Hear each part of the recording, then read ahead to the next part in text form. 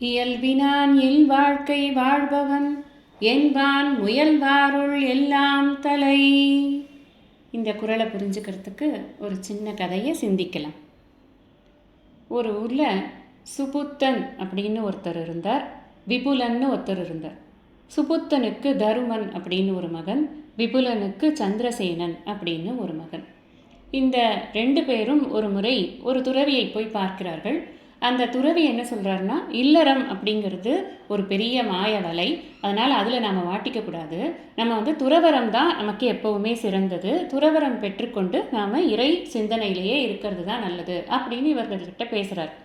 அதை கேட்டுட்டு சந்திரசேனன் நான் துறவரம் ஏற்கப் போகிறேன் அப்படின்னு அவங்க அப்பா கிட்ட போய் சொல்லுவான். அவருக்கு 2 பசங்க இருந்ததுனால சரி நீ போய் துறவரம் ஏற்றுக்கொள் அப்படின்னு சொல்லிடுவாங்க. அவரும் ஏற்றுக்கொள்வார். இந்த தருமனும் தன்னுடைய அப்பா கிட்ட போய் நானும் துறவரம் ஏற்றுக்கொள்கிறேன் அப்படின்னு சொன்னால் அவர் சொல்லுவார், இல்லை இந்த குலத்திற்கே நீ ஒரு குழந்தை தான் இருக்கிறாய், அதனால் உன்னை நாங்கள் விடமாட்டோம் அப்படின்னு சொல்லுவார். அந்த சமயம் பிருகு முனிவர் வருவார். பிருகு முனிவர்கிட்ட அந்த தருமனுடைய அப்பா இந்த மாதிரி விஷயம்னு சொன்ன உடனே அவர் அதெல்லாம் பற்றி கவலைப்படாதப்பா, நீ நல்லா கல்யாணம் பண்ணிட்டு நல்லா இரு, உனக்கு நான் நமசிவாய மந்திரத்தை உபதேசம் பண்ணுறேன், இந்த பஞ்சாட்சரத்தை நீ ஜபிச்சு கொண்டே வா, இல்லற தர்மங்களை அறத்தோடு கூட நீ செய்து கொண்டே வா, உனக்கு எல்லா நலனும் கிட்டும் அப்படின்னு சொல்லி மந்திர ஜபம் எடுத்து கொடுத்துட்டு போவார்.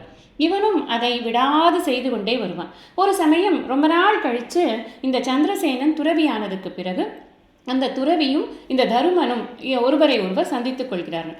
அப்போது அந்த சந்திரசேனன் சொல்கிறார், நீ பாரு இப்படி இல்லறத்தில் இருந்து கஷ்டப்படுற, நான் தவம் பண்ணி தவ வலிமையினால் நான் இப்போ நினச்சேன்னா இந்த இடத்துல இந்திரன் வருவார், உன்னால் வர வைக்க முடியுமா அப்படின்னு கேட்பார். அப்போ இவர் சொல்வார், சரி வரவை பார்க்கலாம் அப்படின்னு. உடனே இந்திரனை அழைப்பார். இந்திரன் நிற்பார். இந்திரனுக்கு இந்த சந்திரசேனன் துறவியான சந்திரசேனன் அர்ச்சனை எல்லாம் செய்வார். இந்திரன் அதை பெற்றுக்கொண்டு சென்று விடுவார்.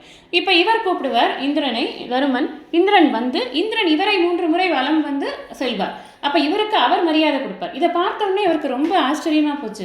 ஓ, நீ பிரம்மனை கூட அப்போ கூப்பிட்டுருவியா அப்படின்னு கேட்பார். நான் கூப்பிடுவேனே அப்படின்னு சொல்லிட்டு பிரம்மனை நினைப்பார். பஞ்சாட்சரத்தை நினைத்து பிரம்மனை நினைப்பார்.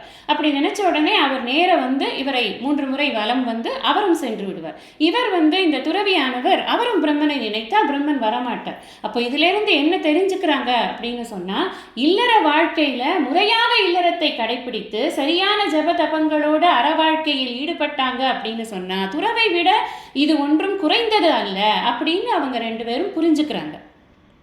இந்த கதை எதில் இருக்கு அப்படின்னா, ஞான வரோதயர் அப்படிங்கிறவர் எழுதின உபதேச காண்டம் அப்படிங்கிற நூலில் இந்த கதை இருக்கு.